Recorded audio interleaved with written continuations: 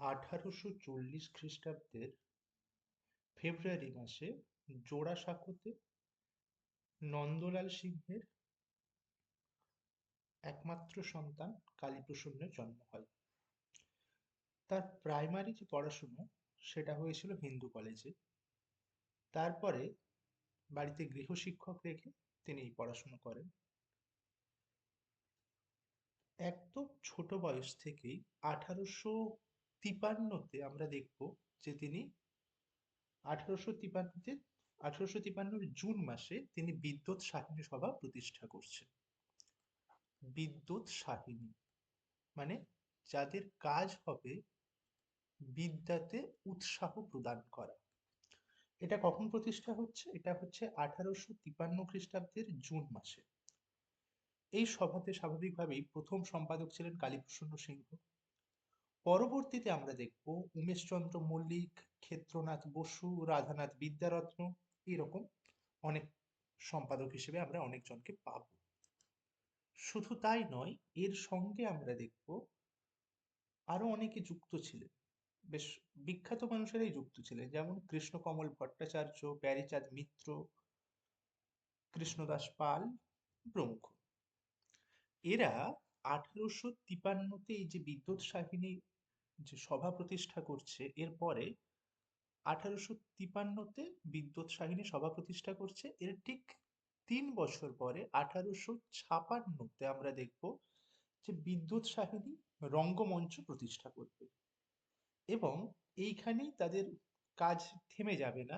এই বিদ্যোৎ সাহিনী সভা, রঙ্গমঞ্চ, এরা আরো এগিয়ে যাবে। এই বিদ্যোৎ সাহিনী সভার কার্যক্রম সেটা আমরা দেখতে পাবো যে 1861 1861 মানে স্পেসিফিক বলতে গেলে 12ই ফেব্রুয়ারি আমরা দেখব যে মধুসূদন যেহেতু অমিত্রাক্ষর ছন্দ প্রবর্তনা করেছেন বাংলাতে, সেই কারণে এই বিদ্যোৎ সাহিনী সভার পক্ষ থেকে আমরা দেখব মধুসূদনকে একটা সংবর্ধনা দেওয়া হচ্ছে।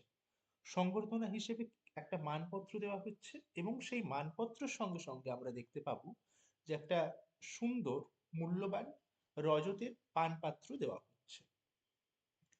এবং এই কালীপ্রসন্ন সিংহের এই উদ্যোগ সেটা কিন্তু শুধুমাত্র কোনো আহ, পুরস্কার দেওয়া বা এই সম্মান দেখানো বা সম্বর্ধনা দেওয়া এখানেই থেমে যাচ্ছে না।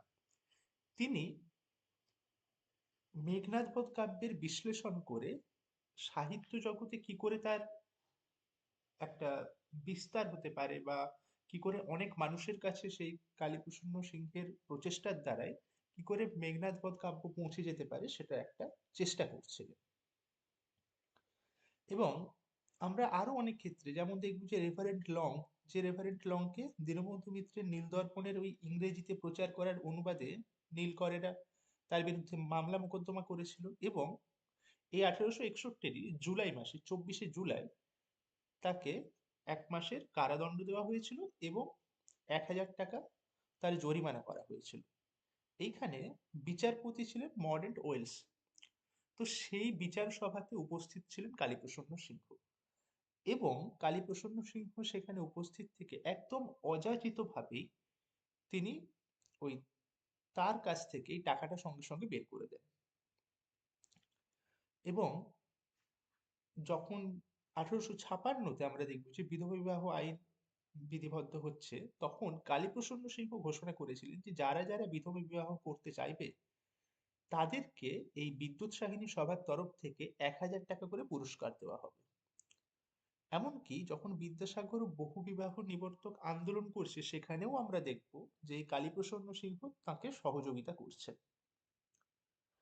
1857-তে বিদ্যুৎ সাহিনী সভার তরফ থেকে একটা সাধারণ পাঠাগার নির্মাণ করা হচ্ছে সকলের জন্য। এরপরে আমরা দেখবো এই 1857-তেই বিদ্যুৎ সাহিনী রঙ্গমঞ্চে ওই রামনারায়ণ তর্করত্ন অনুবাদ করেছিলেন, সেটা হচ্ছে ভট্টনারায়ণের বেনি সংহার, সেটার মানে অভিনয় হচ্ছে সেখানে সেই অনুবাদটার। এরকম চলতে থাকে তাদের কার্যক্রম। এবং আমরা দেখব যে কালীপ্রসন্ন সিংহের তো সমাজে অনেক রকম অবদান রয়েছে, তার সঙ্গে সঙ্গে তার যে সাহিত্যের জায়গাটা, সেখানেও আমরা দেখব যে তিনি বাবু নাটক লিখছেন, বিক্রম ওর্বশী নাটক লিখছেন, সাবিত্রী সত্যবান, এগুলো অনেকগুলো অনুবাদ। এইসব করছেন। এবং তার মানে যে কারণে তাকে আমরা মনে রাখতে পারি সব থেকে বেশি, মানে তিনি আজীবন অমর হয়ে থাকবেন, সেটা হচ্ছে মহাভারতের অনুবাদ। মানে কালীসিংহী মহাভারত যেটা বলা হয় সেটা একটা মানে বিরাট কঠিন একটা কাজ, যদিও অনেক পণ্ডিতদের সহযোগিতাতে সেই কাজটা সম্পন্ন হয়েছিল। তো যাই হোক না কেন, সেটা তার সব থেকে উল্লেখযোগ্য কাজ। কিন্তু আমাদের এখানে যেটা আলোচনার বিষয় সেটা হচ্ছে হুতম প্যাঁচার নকশা। এইটার জন্য আমরা কালীপ্রসন্ন সিংহকে মনে রাখতে পারি। এখানে কি করা হয়েছে, এখানে বাবু সম্প্রদায়, এই যে ইংরেজদের সংস্পর্শে আসা বাবু সম্প্রদায়, যারা কিছুটা ভাগ্যের ফেরে বা হঠাৎ করে বড়লোক হয়ে উঠেছে, সেই বাবু সম্প্রদায়ের যে কাজকর্ম, এবং শুধু বাবু সম্প্রদায় না, ওই সময় বাঙালি সমাজকেও কিছুটা ওই আজকের দিনে যেমন বলা হয় এক্সপোজ করা, সেই জিনিসটা ঘটছে। তবে বাংলা ভাষাতে, বা আরো স্পেসিফিক বলতে গেলে বাংলা চলিত ভাষার যদি প্রথম উল্লেখযোগ্য কাজ আমরা দেখি, বা বাংলা চলিতের ব্যবহার হচ্ছে যে সমস্ত সাহিত্যে, তার মধ্যে কিন্তু হুতম প্যাঁচার নকশা প্রথম নয়। এর আগে বেশ কিছু কাজ হয়েছে, তার মধ্যে আলালের ঘরের দুলাল তো অন্যতম। তো সেই আলালের ঘরের দুলাল সেটা যেমন উল্লেখযোগ্য, তাছাড়াও আরো কিছু রয়েছে। আমরা একটা বিষয় তো আমাদের কাছে খুবই স্পষ্ট, সেটা হচ্ছে কালীপ্রসন্ন সিংহের যে জীবৎকাল সেটা অত্যন্ত কম সময়ের, মানে মাত্র 30 বছর তার জীবনের সময়। তো সেই 30 বছরের মধ্যেই তার এই এত এত কর্মকাণ্ড। এবারে আমরা দেখবো যে এই যে আমরা নকশার কথা বলছি, মানে অবশ্যই হুতম প্যাঁচার নকশার কথা বলছি, এই নকশার একটা প্রেক্ষাপট ছিল। মানে প্রেক্ষাপট বলতে, এই নকশা যে তৈরি হচ্ছে তার আগে কিন্তু বাংলাতে এই রকমের সামাজিক চিত্র লেখার একটা চল তৈরি হয়েছে। আমরা সেইগুলো একটু দেখবো যে কি কি সামাজিক চিত্র আমরা তার আগে দেখতে পাচ্ছি, তার একটা তালিকা আমরা এখানে দেখব। আমরা সবার প্রথম এই বিষয়ে যাকে স্মরণ করব তিনি হচ্ছেন ভবানীচরণ বন্দ্যোপাধ্যায়। তিনি আমাদের এই বাংলাতে যে সামাজিক চিত্র তার পথপ্রদর্শক আমরা তাকে বলতে পারি। এটা সমাচার চন্দ্রিকা, তিনি সম্পাদকও ছিলেন।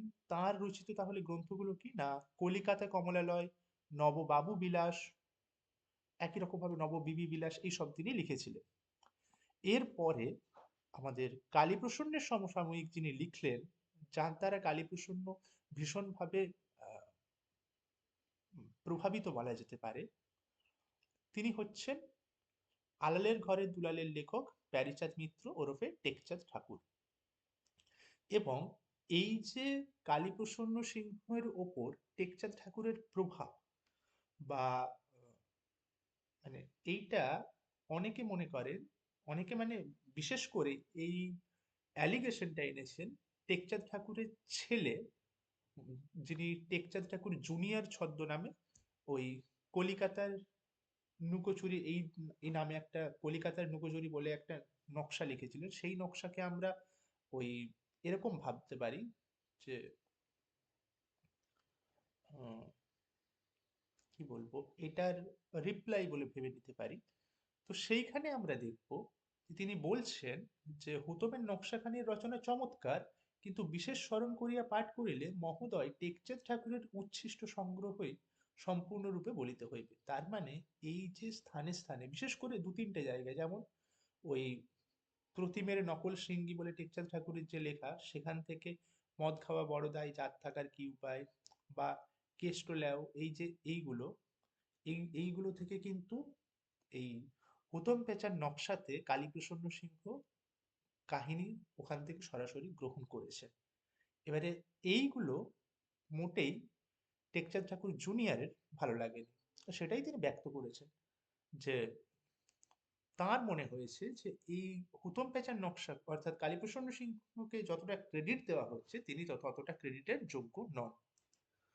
অবশ্য সেই সময়ে এই একজনের সঙ্গে আরেকজনের, মানে আমাদের আজকের মতো করে ভাবতে গেলে কাদা ছড়াছড়ি বা একে অপরকে একটুখানি আক্রমণ করা, এইটা কিন্তু সেই সময়ের একটা প্রচলিত ভঙ্গি। তার কারণ এই যে আমরা পরের যে নকশাটা দেখছি, আপনার মুখ আপনি দেখো, এইটাও আসলে এই হুতম প্যাঁচার নকশাতে মানে কালীপ্রসন্ন সিংহকে আক্রমণ করেই লেখা হয়েছে, এবং এটা মানে সরাসরি না হলেও ভীষণভাবেই এইখানে কালীপ্রসন্ন সিংহের কথাই বলা হচ্ছে। কারণ কালীপ্রসন্ন সিংহ এই হুতম প্যাঁচার নকশাতে বাবু সম্প্রদায়ের তো মুখোশ উন্মোচন করেছিল, তাহলে সেই বাবু সম্প্রদায় তো মোটেই খুব একটা খুশি হবেন না। এবং তাদের সেই মনোভাবটা প্রকাশিত হয়েছে কোথায়? ভোলানাথ মুখোপাধ্যায়ের লেখাতে। এবং এটা নিয়ে একটা এরকম কাহিনীও রয়েছে যে আপনার মুখ আপনি দেখুন দ্বিতীয় খণ্ড প্রকাশ করবেন বলে ভোলানাথ মুখোপাধ্যায় বলেছিলেন, এবং সেই প্রকাশের জন্য কালীপ্রসন্ন সিংহের কাছে অর্থ ভিক্ষা করেছিলেন। এইবারে এইখান থেকে সুকুমার সেন এই সিদ্ধান্তে এসেছেন যে সেইটা আসলে তাকে অর্থাৎ কালীপ্রসন্ন সিংহকে ব্ল্যাকমেল করা হচ্ছে। এইটা কিন্তু সুকুমার সেনের বক্তব্য, মাথায় রাখতে হবে, এটা কিন্তু আমাদের নয়, এটা সুকুমার সেন বলছেন। এছাড়াও এইখানে উল্লেখযোগ্য কিছু নকশা আমরা দেখতে পাচ্ছি, সেটা হচ্ছে কাকভূষণ্ডির কাহিনী, যেটা ক্ষেত্রমোহন ঘোষের লেখা। সমাজ কুচিত্র, এটা হচ্ছে নিশাচর ছদ্মনামে লিখেছিলেন ভুবনমোহন মুখোপাধ্যায়। এইখানে আমরা একটা বিষয় দেখতে পাবো যে এই যে হুতম প্যাঁচা, নিশাচর, এই ছদ্মনামগুলোর মধ্যে আমরা কোথাও যেন একটা সিমিলারিটিস দেখতে পাচ্ছি। কালীপ্রসন্ন সিংহ কেন হুতম প্যাঁচা ছদ্মনাম নিয়েছিলেন তার তো কোনো মানে সে অর্থে তো আমরা কোনো সিদ্ধান্তে আসতে পারি না যে এইটাই কারণ ছদ্মনাম নেওয়ার, মানে তার কোনো যৌক্তিক কাঠামো তো আমরা গড়ে তুলতে পারি না। একটা আমাদের কাছে কারণ যেটা মনে হয়, যেটা সমস্ত বিশ্লেষক যারা বা গবেষক যারা, তাদের মোটামুটি এটাই অনুমান যে পেঁচা যেমন, সেক্ষেত্রে আমরা নিশাচরকেও এর সঙ্গে ইনক্লুড করতে পারি, যে নিজে বাকিদের বা সকলের অলক্ষ্যে থেকে সকলের উপর নজরদারি করা বা সকলের এই মুখোশটা খুলে দেওয়া বা এক্সপোজ করা, যেটা আমরা বলছিলাম। তাহলে যদি ওই দৃষ্টিভঙ্গি থেকে আমরা দেখতে চাই, তাহলে আমাদের মনে হতে পারে যে হুতম প্যাঁচা ছদ্মনামটা যথাযথ। বেশ, এই পর্যন্ত আমাদের এই কি কি ছদ্মনাম নিয়েছিলেন ইত্যাদি ইত্যাদি বিষয় বা কয়েকটা সামাজিক, এটা গেল। এরপরে আমরা হুতম প্যাঁচার নকশার মধ্যেই মনোনিবেশ করব। হুতম প্যাঁচার নকশা কবে প্রকাশিত হয়েছিল সেটা নিয়ে সামান্য অসুবিধে রয়েছে। সামান্য অসুবিধে বলতে অবশ্যই সেটা ওই সাল তারিখের একটা অসুবিধে। অসুবিধাটা খুবই মানে ন্যায্য, তবে অসুবিধাটা খুব বেশি আমাদের ভাবাই না। তার কারণটা, এটার একটা সলিউশনে আমরা পৌঁছতে পেরেছি। সেটা হচ্ছে যে সেখানে অর্থাৎ যে উৎসর্গপত্র, সেখানে 1783 শকাব্দের উল্লেখ রয়েছে। এবারে এই যে শকাব্দ, এই শকাব্দ থেকে আমরা যেটা বুঝতে পারি, মানে এটা দুটোই হতে পারে, হয় 1861 খ্রিস্টাব্দ, তা নইলে 1862 খ্রিস্টাব্দ। তবু আমরা দেখব সব জায়গাতে এটাকে 1861 বলে ধরে নেওয়া হয়। তার কারণটা হচ্ছে হুতম প্যাঁচার যে পরিবর্ধিত প্রথম ভাগ, মানে এক্সটেন্ডেড ভার্সন বলতে পারি যেটা, সেইখানে আমরা দেখব, মানে এক্সটেন্ডেড এডিশন বলতে পারি, তো সেইখানে আমরা দেখব যে 1862 উল্লেখ রয়েছে।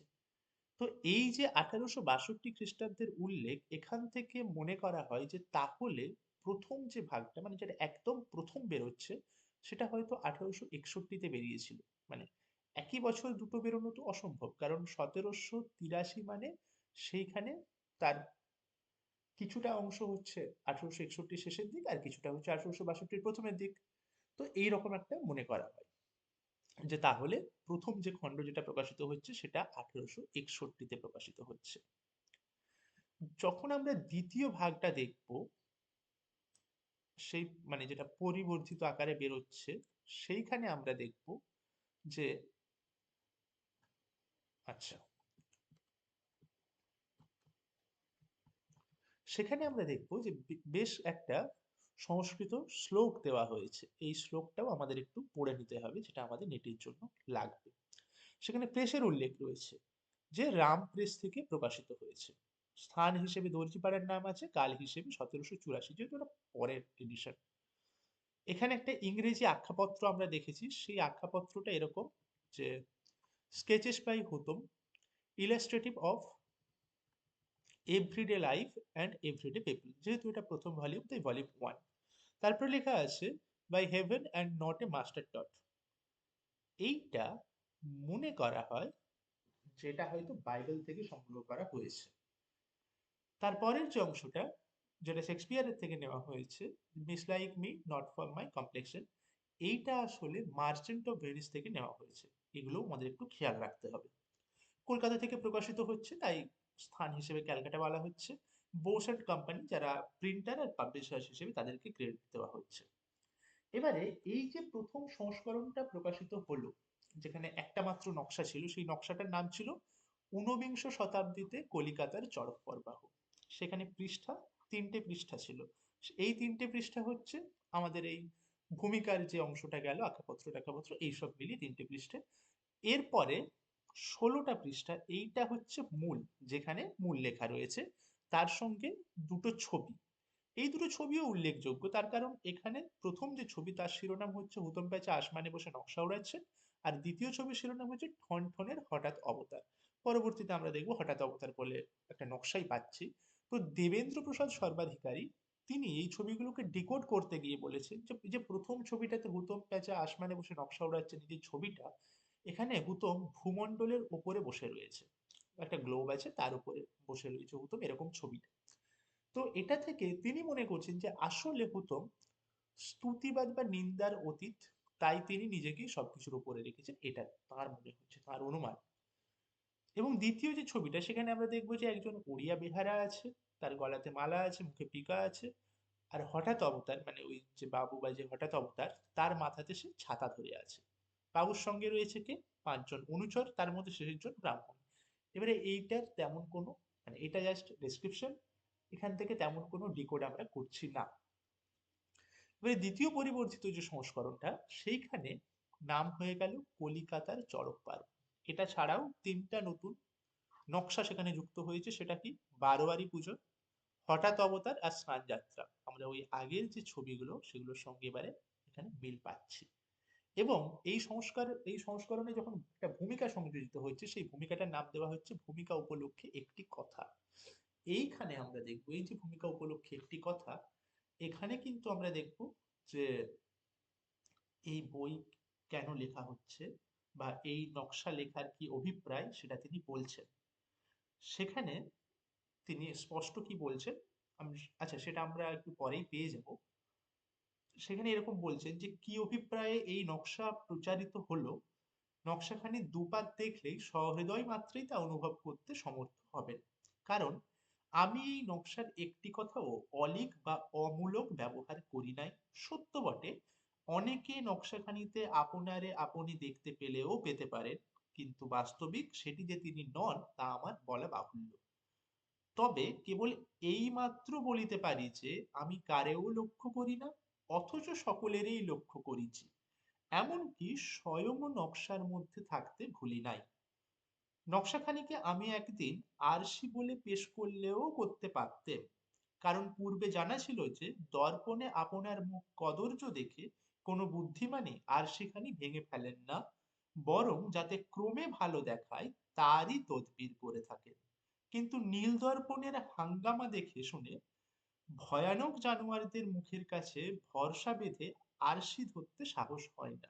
সুতরাং বুড়ো বয়সে সংসেজে রং করতে হলো। পূজনীয় পাঠকগণ বেয়াদবি মাফ করবেন। এই যে ভূমিকা উপলক্ষে এগুলো বলা হচ্ছে, এখান থেকে আমরা খুবই স্পষ্ট বিষয়টা যে ওই যে নীল দর্পণের যে কনসিকুয়েন্স, সেই হিসেবেই তিনি এটাকে আর আরশি বলছেন না। আসলে এটা আরশি, আসলে এখানে ওই বড় বড় লোকগুলিকে বা সমাজের বাবু সম্প্রদায়কে এক্সপোজ করাই হচ্ছে, কিন্তু এটা তিনি সরাসরি প্রকাশ করছেন না, একটু রসিকতার আহ, সাহায্য নিচ্ছেন বলতে পারি আমরা। এরপরে আমরা দেখব যে এর পরের যে সংস্করণ আছে, এইখানে দুটো বিজ্ঞাপন শেষে সংযোজিত হয়েছিল। এরপরে যে সংস্করণ সেখানে আমরা দেখব, আচ্ছা এই সংস্করণই আগের ছবিগুলোকে বাতিল করা হচ্ছে, তাহলে এখন মোট পৃষ্ঠা দাঁড়াচ্ছে এই নতুন নকশা নিয়ে 6টা পৃষ্ঠা, ওই ভূমিকা উপলক্ষে একটি কথা বা এইসব মানে আখ্যাপত্র এই সব কিছু মিলিয়ে 6টা পাতা গেল। তার সঙ্গে 176 হচ্ছে মূল পাতা, এবং ওই যে দুটো বিজ্ঞাপনের কথা বলা হলো, দুটো বিজ্ঞাপনের জন্য দুটো পাতা বরাদ্দ করা হচ্ছে। হিন্দু পেট্রিয়টের সঙ্গে তার একটা সম্পর্ক হয়েছিল, সেটা আমরা জানি যে ওই হরিশ মুখার্জিকে হিন্দু পেট্রিয়টের সত্ত্ব এইসব তিনি পেতে সাহায্য করেছিলেন, টাকা দিয়েছিলেন ইত্যাদি বিষয়। তো সেই হিন্দু পেট্রিয়টে তার একটা দীর্ঘ সমালোচনা প্রকাশিত হয়েছিল এই নকশা সংক্রান্ত। কিন্তু সেইখানে সমালোচনা কে করেছিলেন, অর্থাৎ সমালোচকের নাম কিছু ছিল না। অনুমান করা হয় যে এটি কৃষ্ণদাস পালের লেখা। 1863-তে আমরা দেখবো যে এই নকশার দ্বিতীয় ভাগ, অর্থাৎ সেখানে বেশ কিছু অংশ যুক্ত হচ্ছে কি না, রথ, দুর্গোৎসব, রামলীলা আর রেলওয়ে।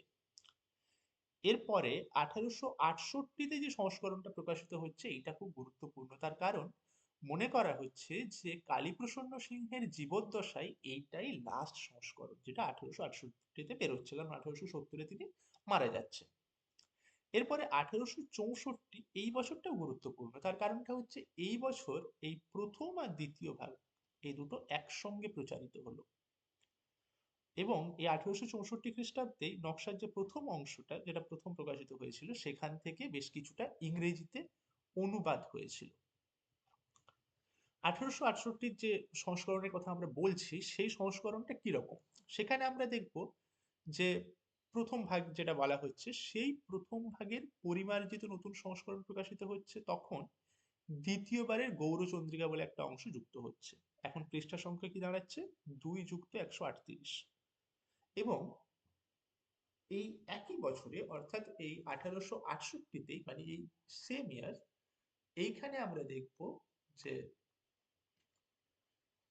যখন নতুন করে আবার প্রকাশিত হলো তখন দেখা গেল যে দুটো পাতা তো ছিল, 138ও থাকলো, তার সঙ্গে 54, মানে দ্বিতীয় পার্টটা হচ্ছে 54টা পৃষ্ঠা। এইভাবে এইটাকেই আমরা আমাদের শেষ অংশ বলে ধরে নিতে পারি, যেটা তার জীবদ্দশায় প্রকাশিত হয়েছে।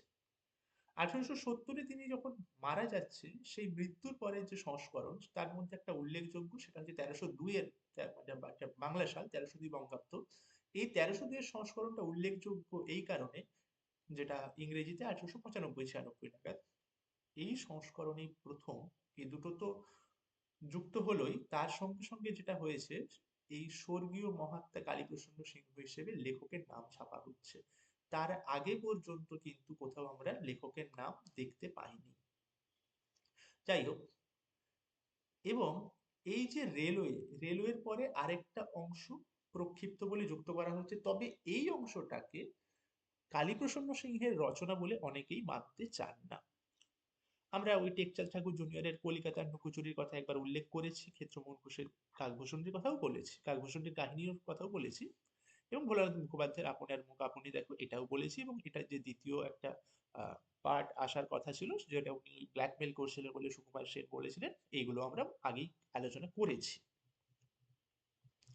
কালীপ্রসন্ন সিংহের জীবনী তো আমরা পড়েই ফেলেছি, এবারে আমরা গ্রন্থে আসি।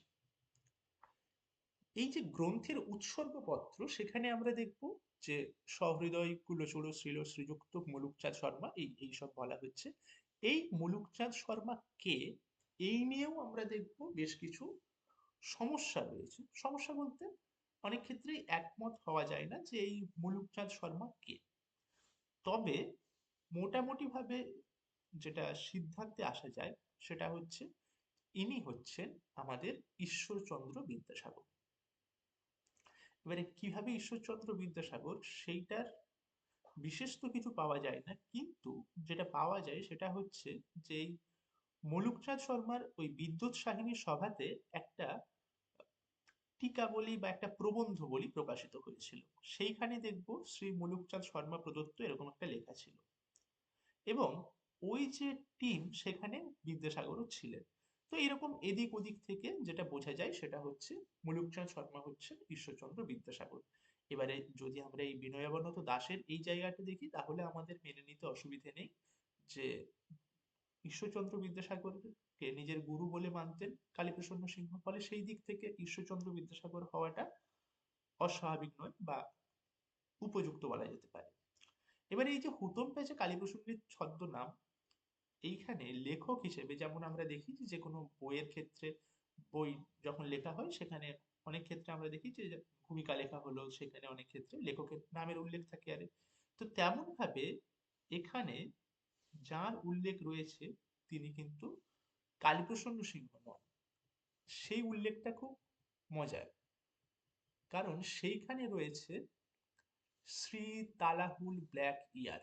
এবারে এই শ্রী তালাহুল ব্ল্যাক ইয়ার কে, সেইটা নিয়ে নানা রকম মতভেদ রয়েছে। মানে মতভেদ বলতে সবাই এই সিদ্ধান্তেই এসেছেন যে এটা আসলে কালীপ্রসন্ন সিংহকে বোঝানোর জন্যই এই নামটা ব্যবহার করা হচ্ছে। কিন্তু সেটা যে কিভাবে, সেটাতে দুজন মানুষের আমরা দুটো মত দেখতে পাবো। একটা হচ্ছে সুকুমার সেনের মত, আর একটা হচ্ছে পরেশচন্দ্র দাসের মত। সুকুমার সেন যে মানে সম্ভাব্য যে সিদ্ধান্তে আসছেন তা এরকম যে আরবি তা মানে হচ্ছে দুগ্ধবতী গাভী, লাহুল মানে হচ্ছে কি যে কিছুতেই নয়, আর ব্ল্যাক মানে কালো বা কালি, এটা নিয়ে অসুবিধা নেই। ফার্সি ইয়ার মানে প্রসন্নতা বা বন্ধু সৌহার্দ্য, এবং পরেরটাতে বন্ধু, এই পর্যন্ত বোঝা গেল। কারণ এই তালাহুল ইয়ারের পরে আরেকটা ইয়ার ছিল, সেটা হচ্ছে যেহেতু মারা গিয়েছে কালীপ্রসন্ন সিংহ, তো সেখানে ইয়ার হিসেবে ভুবনচন্দ্র মুখোপাধ্যায় নিজেকে বোঝাচ্ছেন। এই ইয়ারটা নিয়ে অসুবিধে নেই, এটা সবাই এই সিদ্ধান্তেই এসেছেন। এইখানে আমরা দেখবো পরেশচন্দ্র দাস সিদ্ধান্ত করছেন তালা মানে ঈশ্বর, আরবি হুল মানে হোম বা সেখান থেকে নিবেদন করা বা উৎসর্গ করা, এবং ইংরেজি ব্ল্যাক মানে কালো বা কালি, আর ফার্সি ইয়ার মানে বন্ধু বা প্রসন্ন। এবং তালাহুল ব্ল্যাক মানে হচ্ছে এখান থেকে তিনি করছেন যে ঈশ্বরে নিবেদিত বা উৎসর্গীকৃত বা অনুগত কালীপ্রসন্ন। এবারে এইখানে ঈশ্বরও আমরা তাহলে ওই ঈশ্বরচন্দ্র বিদ্যাসাগরের কথা মনে করতে পারি। এবারে এইটা নিয়ে বেশ কিছু মতামত রয়েছে। যেমন বঙ্কিমচন্দ্রকে আমরা দেখবো যে বঙ্কিমচন্দ্র প্রথম দিকে আহ, কালীপ্রসন্ন সিংহের এই কাজকে ততটা গুরুত্ব দিতে চাইছিলেন না। তার মতে মানে তিনি বরাবরই আলালের ঘরের দুলালকে দেখবো বিশেষ গুরুত্ব দিচ্ছেন। কিন্তু যখন মারা গেলেন কালীপ্রসন্ন সিংহ, তারপরে আমরা দেখবো 1871-এ ক্যালকাটা রিভিউতে বেঙ্গলি লিটারেচার বলে একটা প্রবন্ধ লিখছেন বঙ্কিমচন্দ্র, এবং সেইখানে কিন্তু বেশ প্রেজ করছেন কালীপ্রসন্ন সিংহকে। শুধু এটা নয়, আরো অনেকেই, যেমন অক্ষয়চন্দ্র সরকার তার ওই বঙ্গভাষার লেখক গল্পে মানে গ্রন্থের মধ্যে যে পিতা পুত্র প্রবন্ধ ছিল, সেখানে হুতমের নকশা তার বালক জীবনকে কিভাবে প্রভাবিত করেছিল সেই সব কথা তিনি বলেছেন। এমনকি আমরা দেখবো মহামহোপাধ্যায় হরপ্রসাদ শাস্ত্রী 1287-তে এটা প্রকাশিত হয়েছিল। 1287 ফাল্গুনের বঙ্গদর্শন পত্রিকাতে বাঙ্গালা সাহিত্য বলে একটা, বাঙ্গালা সাহিত্য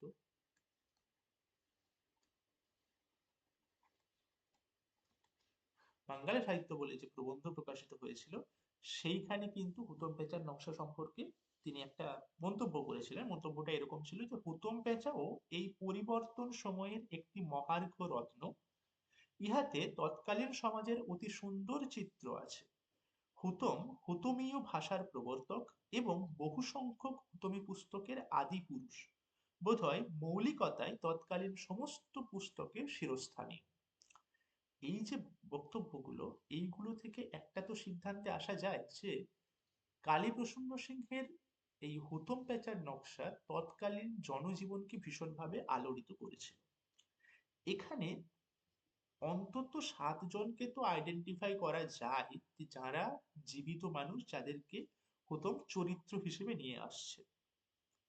বাগাম্বর মিত্র, বেলানাথ, পদ্মলোচন দত্ত, ছুচোশীল, পেঁচা মল্লিক, রাজা অঞ্জনারঞ্জন দেব বাহাদুর, বর্ধমানের হুজুর আলী, এই 7 জন তো একদম স্বীকৃত। এছাড়াও আরো কয়েকজন রয়েছে যাদেরকে হয়তো এখনকার দিনে আইডেন্টিফাই করা একটু কষ্টকর হয়ে উঠবে, কিন্তু তৎকালীন মানুষগুলি নিজেদেরকে তো এখানে যথেষ্টই আইডেন্টিফাই করতে পেরেছিলেন। আপাতত এইটাই আমাদের এই হুতম প্যাঁচার নকশার ভূমিকা অংশ আমরা বলতে পারি, যেটা আমাদের এই টেক্সট পড়াটাকে বা যেটা একটু কঠিন বলে অনেকের কাছে মনে হয়, সেই হুতম প্যাঁচার নকশা পড়াটাকে সহজ করে তুলতে পারে।